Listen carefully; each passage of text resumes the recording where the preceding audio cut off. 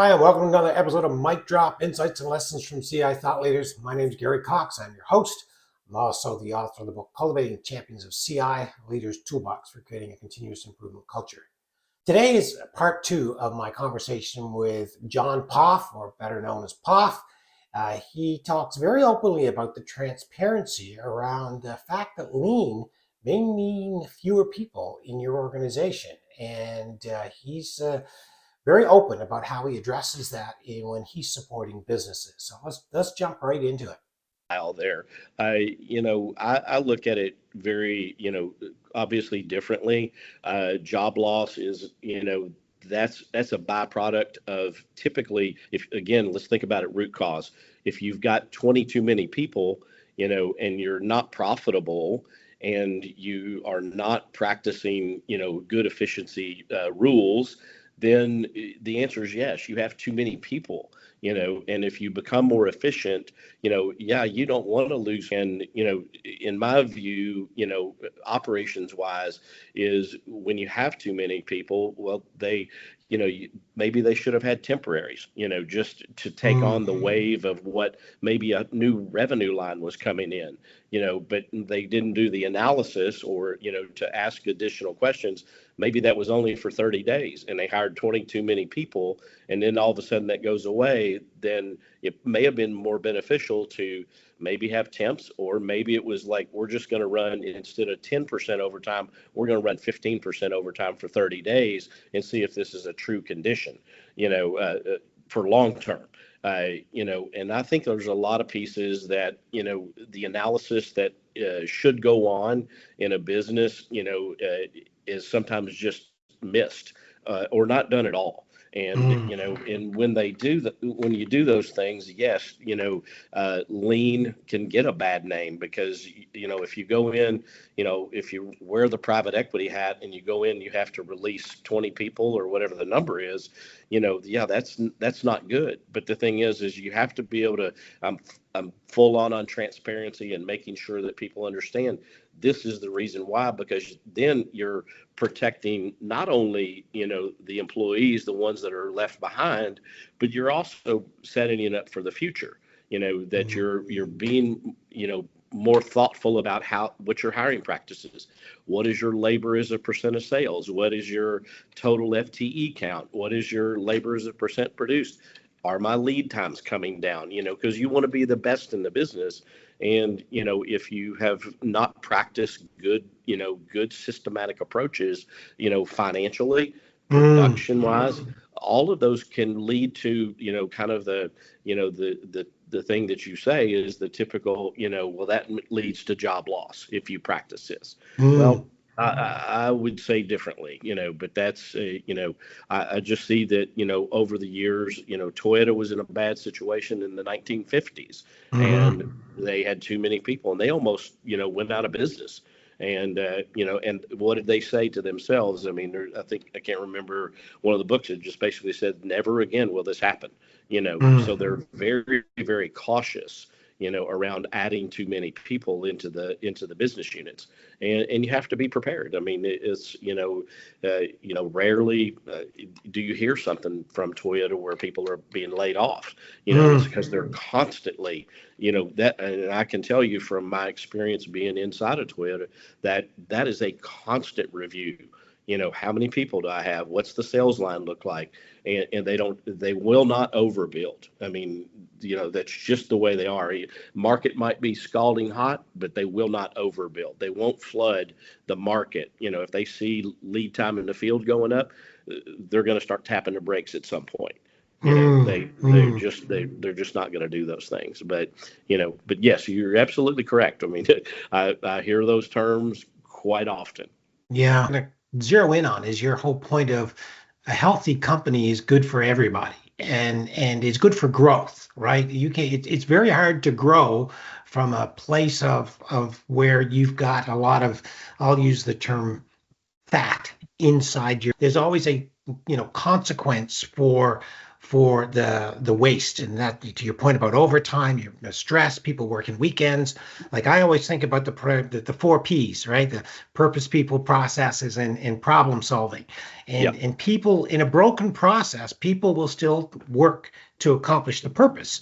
And sometimes that means that there's a lot of waste that can happen, and there's unintended consequences.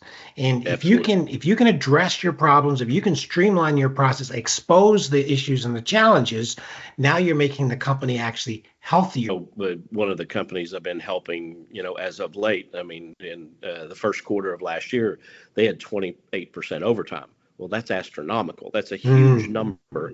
And the thing is, I had great conversations with the plant manager, and I was like, that's not healthy. I was like, no. you have everybody working every single Saturday. You have some of them working on Sundays, and they have no time away from work. I said, it's just not healthy. I said, it's good maybe that your revenue is there and it's driving it, but would it not be better to have 2 or 3 additional headcount and get the overtime to a better position? Or can you be more efficient at your process? And we utilize some tools, Mm, did some pre-start setups, did a lot of things of making sure that we have machines running, at the start time, not 15 minutes after the start time, but on time. And the more we work towards that, is his 28% came down to about 14%. And, mm, and then, so you get all the low hanging fruit, and he has the same head count. What I've termed to him and many others in the past, there's a healthy amount of overtime. yes. Too much is exactly that. It's too much. Whereas a healthy amount in this example, he went from 28 to 18 to 16 to 14, and now he's kind of picking up, just the last of the low hanging fruit, and now he's around 12%. He has, he's actually got 30 less head count, in total, but his efficiency number has gone up 25%. Mm, So the good news is most of the people that left the business, they were very close to retirement, and they went ahead and took their retirement. So it was really no impact, but the business is so much more efficient. The team members can plan outside of work. I have a doctor's appointment, or I have, yeah. I've got to go to my son or my daughter's, recital or baseball game or whatever it is. And it's amazing the power that comes with that, because the team members write down how they perform every single hour. And at first it was like pulling teeth to actually get it to be put on a board. And now that's like, if they beat the target of 70 units every hour, man, it's like a celebration. They literally come up there and, hey, Poff, I hit it. I ran 76. It's like, that's awesome. And they've kind of got the continuous improvement bug. So Mm, they're trying to figure out a better way, and they know that if they keep their machine fed, and therefore there's no gap, they know that they can hit even bigger numbers. And that's the engagement piece. That's respect for people. All of those things fall in place. mm. A couple of things there you said. I want to just dig in a little deeper. Well, let's start with teamwork. Talk to me a little bit about teamwork at Toyota and in your organizations that you work with. Yeah. I think teamwork. There's so much that goes into. It's a very simple word, and I like to. I'm kind of a sports fan. And I like to look at what it takes to make a team. But regarding teamwork, I mean, of course, being at Toyota, everybody worked in teams. That's just the way. Mm, That's the part of the Toyota production system, and being in a team like that, there's a lot of continuity. And I would say with teamwork is you have a team, and you find these are the persons that have exceptional skill sets in certain areas, and which is great. And then you find things that they do kind of from a developmental side that they do outside of that. So one of the things we used to do years ago, and and I'm a big advocate of, is ask the team member point blank, okay, you're good at running this machine and you're exceptionally good at that. Let's let you train these other team members on how to do it the way you're doing it, and we'll make that the standard. to where we can even take it to another level afterwards, and those direct line relationships that you're all working together for the same goal are really big. But the key piece too is you may talk to a team member and that person may be really good in, let's just say, Excel, or they may be a welder at home on the weekends because they build their own race car or something, and if they're, really good in those aspects, is you want to incorporate that in. And so the thing is that teamwork is both internal to the company and it's external as well. So the thing is it's one of those things you get everybody pulling in the same direction. And, I always say, and this comes from my boss for many years, is there's this degree of loyalty, and you're loyal to each other, we always use the term, I've got your back, and he always did.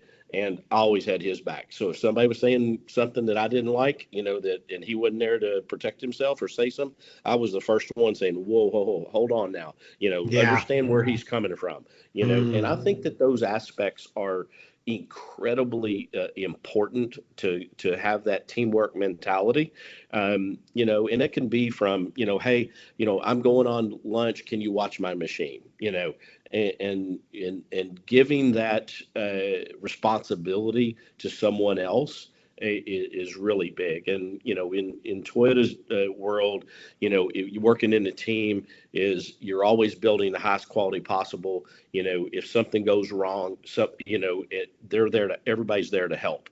You're not on the island by yourself. And I think that that's incredibly important. It's camaraderie. It's who do you want in the foxhole with you. It always have your back. I mean, and you get so much out of it that is internal to the business and external to the business. And everybody's looking to make everybody successful. Well, and this goes back to something you said at the very beginning, and that is respect, right? You can't have a well-functioning team without respect amongst the team members, and respect for the leadership, and any well-functioning team has that element of trust and respect. That's exactly right. And I mean, some of the, in sports, there's so many champions that, that what they always say a lot, he made me better. She made me better. It's really at the end of the day, that's one of the things that you'll see is being in this team made me better, and I was very fortunate. I had a great team leader to start with at Toyota. I had a great group leader to start with, had a great assistant manager and AGM. And it was like, they wanted to see you be successful. They wanted you to excel. And, and they gave me the tools, like I said in the beginning, I'm forever blessed because they gave me tools that, I couldn't go to school and get. And I just I could go on for days about each individual. The other thing that I really wanted to talk about, because I've never had a chance to talk to somebody who was kind of inside the Toyota production system before, and that is the Andon light. This whole idea of stopping production, stopping the assembly line to address a problem. Tell me how that works. Oh, it's you don't see it, that type setup very often. You see companies that want to emulate that. But inside of Toyota, I mean, if I had a problem, let's just say I cross-threaded a bolt, and I can't get it fixed myself, then, you'd pull the Andon, team leader would respond to it, and the team leader would, understand, have that conversation with you briefly, because the line is moving about every 55 seconds to build a car. So, it's moving quite rapidly, and the team leader would, make that repair, make sure that the torque was correct, and then feedback to the team member, that, hey, this is what I did. Well, that's a very simplistic approach, to that. But the thing is at the end of the day, that starts a problem solving cycle. And that's really at the cusp of, of how to move forward. If you didn't have any Andons at all, I would be panicking, because that means everything was absolute perfection. And, the automotive world, if I don't care what you're building, there's always a problem of some type. Mm. and and really it's just at the end of the day, it's a great problem solving tool, and you can really take a lot away from that. So and I'll go to the cross-threaded bolt. Well, did the team member have the tool at the right location? Was it parallel to the actual attachment point, or was it at an angle, or did they start the bolt too soon before they actually started it into the nut? What are the things that didn't go correctly? Mm. Then if you have a repeat of the same Andon, then that, okay, we're having a problem here. And then it could be, well, maybe the backing nut is off center, and that's why they're having Mm. trouble. So that assessment by the team leader, yes, he or she's fixing that and making sure that you don't have a repeat of it.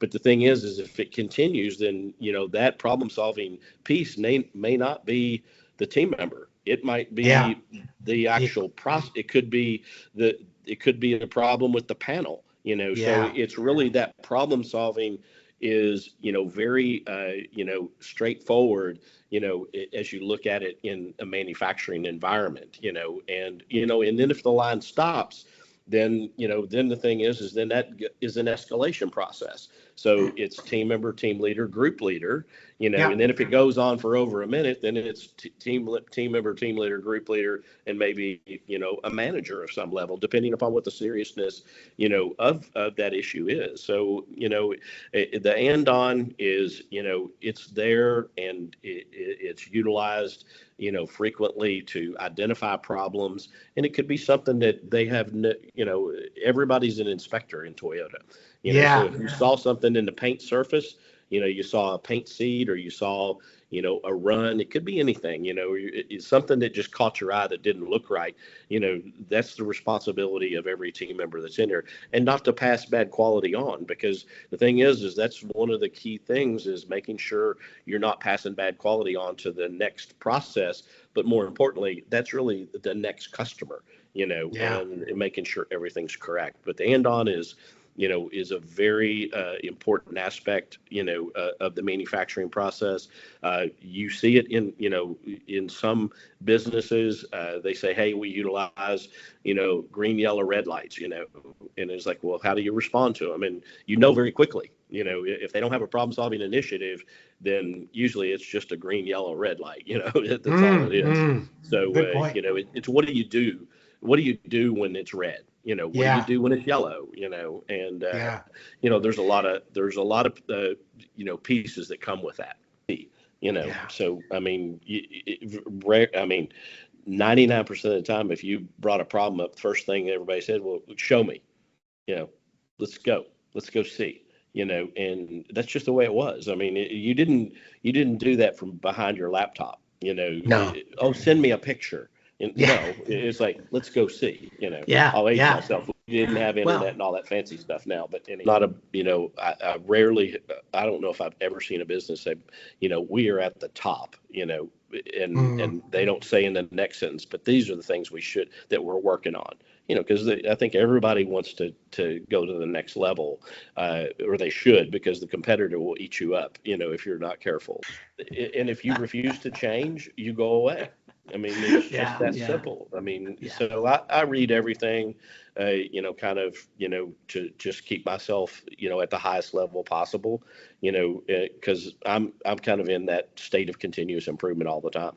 Yeah, no, I think you're absolutely right. I think any good CI practitioner is all about self-awareness, that they need to continue to learn and grow, and that to your point, you're never truly a master. You're always in the process of learning, and I think that's key. Well, Poff, I really have enjoyed talking with you. It's No, it's been great. awesome. Yeah, We should it's we been should really good. definitely try and do it again. No, I would like to do that, right? So let's, maybe we'll pick a different topic and talk a little bit about, or we'll just dig a little bit deeper on some of those topics we've already touched on. But yeah, Yep. I really do I appreciate have it. I have enough stories to last a pretty long time. So Well, that's good. yeah, I'll I'm take happy to share. those.